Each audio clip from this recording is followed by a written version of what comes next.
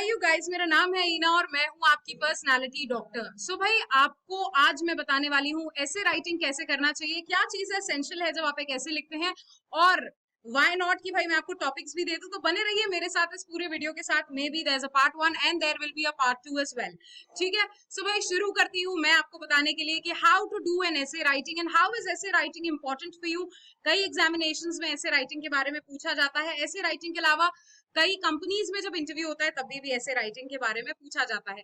सो make sure करें कि आप ऐसे को बहुत अच्छे से लिख सके। इसके लिए आपको बने रहना पड़ेगा मेरे चैनल पे, और अगर आप नए हैं मेरे चैनल पे तो मेक श्योर करें that you like, share and subscribe my channel. Alright, so let's get started on ऐसे राइटिंग।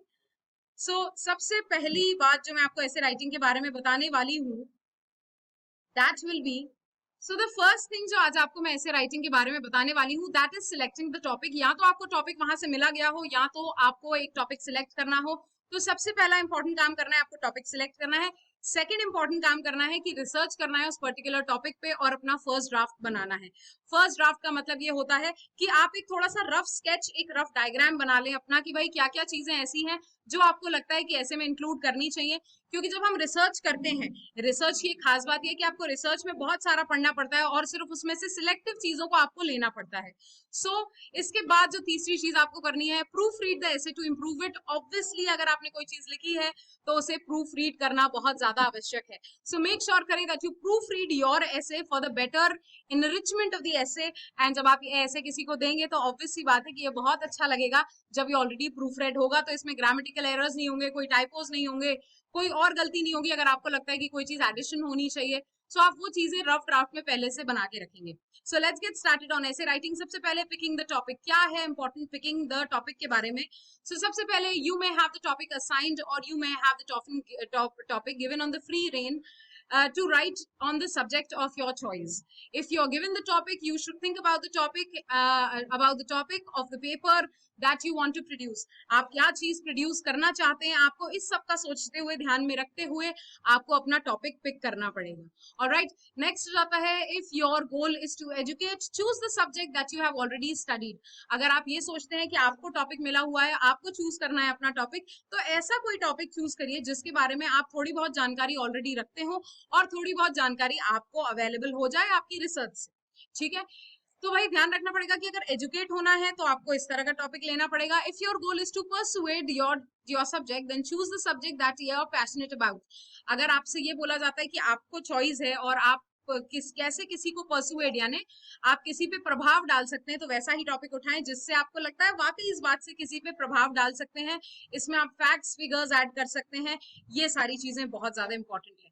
नेक्स्ट हो जाता है, whatever the mission is of the essay, make sure that you are interested, that you make the person interested in your topic.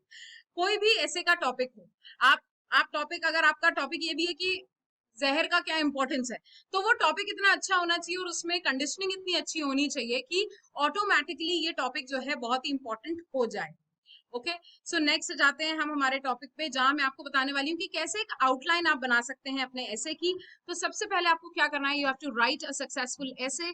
You must organise your thoughts by what it's already in your head. ठीक है, आपको organise करना है thought को, एक paper का outline बनाना है, एक आइडिया बनाना है कि किस तरीके से आप एक ऐसे लिखेंगे। तो इस चीज के लिए अपन को एक थोड़ा सा थॉट प्रोसेस बनाना पड़ेगा। ओके, उसके बाद आ जाएगा, you are able to see the connections and the links between the ideas more clearly. This structure serves as a foundation of your paper. Use either an outline or a diagram to jot down your ideas and organise them. जो भी idea आपको आ रहा है इसको jot down करिए। Jot down यानी अपने पेपर में लिखिए। इट इज वेरी इंपॉर्टेंट कि आप जितने भी आइडियाज आपके पास आ रहे हैं, आप इन आइडियाज को एक पेपर में लिखें। जहां आपने इस पेपर में लिखना शुरू करा, और कोशिश करिए कि आप एक इंट्रोडक्शन, बॉडी और उसके बाद कंक्लूजन, ये 3 पैराग्राफ्स में अपनी बात को अलग अलग करके डिफाइन कर दें, सो दैट जब भी आपको कोई आइडिया आया कंक्लूजन पे तो आप सीधे कंक्लूजन वाले पेज पे लिखें। अगर आपको आइडिया इंट्रोडक्शन का तो आपने इंट्रोडक्शन के पेज पे लिखा। अगर आपको आइडिया आया कि भाई ये चीज हम बॉडी में डाल सकते हैं तो वो चीज बॉडी में आ जाएगी। ठीक है, this is how the best you can structure your essay. Next हो जाता है, to create a diagram, write your topic in the middle of your page, draw 3 to 5 lines branching them off from the topic and write down your main ideas at the end of the lines. Draw more lines of these main ideas and include more thoughts that you may have ideas on these particular topic. अगर आपने बीच में एक गोला बनाया, अपने paper के बीच में एक गोला बनाया, फॉर एग्जाम्पल लिखा एजुकेशन। अब एजुकेशन से क्या क्या चीजें जाती हैं, कि क्यों एजुकेशन इंपॉर्टेंट है, आप जो भी चीजें वो आप बाहर लिख सकते हैं। आपने लिखा इंपॉर्टेंस लिख दिया, उसके बाद आप उसको और सब में जाकर आप बता सकते हैं कि किस तरीके से आपका दिमाग कहता है कि एजुकेशन इसलिए इंपॉर्टेंट है, एजुकेशन के फायदे क्या है, एजुकेशन के नुकसान क्या है। ठीक है, तो इस तरीके से आप उसके ड्रॉबैक्स लिख सकते हैं, उसका ये भी लिख सकते हैं कि किस तरीके से ये इंपॉर्टेंट है। सो ये बहुत इंपॉर्टेंट है कि आप किस तरीके से अपने डायग्राम्स को, अपने ऐसे को ड्रॉ करने की कोशिश कर रहे हैं। ऑलराइट, नेक्स्ट हो जाता है हमारा जिस टॉपिक पे मैं बात कर रही हूँ, that is right your thesis और योर स्टेटमेंट। अब इस चीज को हम रिटन फॉर्मेट में करने की कोशिश कर रहे हैं। So write your thesis, tell the reader of the points of the essay, what are your main ideas. अब आपके मेन आइडियाज क्या है, एग्जाम्पल थीसिस जो होती है यहाँ पे मैंने आपको दिया है, this is for winning characteristics scholarship essay. During my high school career I have exhibited several of the winning characteristics, including communication skills, leadership skills, organizational skills. Through though my involvement as a student in the government and National Honor Society and a part-time job at Make departmental store. तो आप ये बताएंगे कि क्या क्या चीजें आज आप अपने ऐसे में इंक्लूड करने वाले हैं। ये थोड़ा सा इंट्रोडक्टरी पोर्शन भी आप इसको एक इंट्रोडक्शन के तौर पे भी यूज कर सकते हैं। ऑलराइट, सो आपने ये बताया कि भाई मैंने अपने स्कूल में इन चीजों को देखा है, इन चीजों को सोचा है और इस तरीके से मैंने यहाँ काम किया है। State your topic, your topic is essential for the idea of the paper, state the main idea of the paper, give the reason that supports your main idea. हमने यहाँ पर ये बताया, जैसे मैंने स्कूल से अपनी चीज को एसोसिएट कराया, तो मैंने बताया कि मैं यहाँ पे किन किन चीजों पे बात करने वाली हूँ।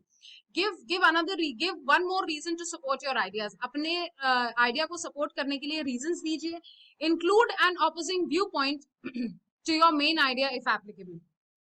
अगर लगता है आपको कि आपके व्यू पॉइंट से एक अपोजिंग आइडिया भी आता है तो आप उसको भी लिख सकते हैं। So signing off for now, your own personality doctor. और अगले सेशन में मैं आपको बताने वाली हूँ कि कैसे और अपने बेटर ऐसे को आप लिख सकते हैं।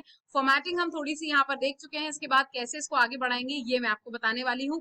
पर इस सब के लिए आपको बने रहना पड़ेगा मेरे साथ, यानी आपकी प्यारी पर्सनैलिटी डॉक्टर के साथ।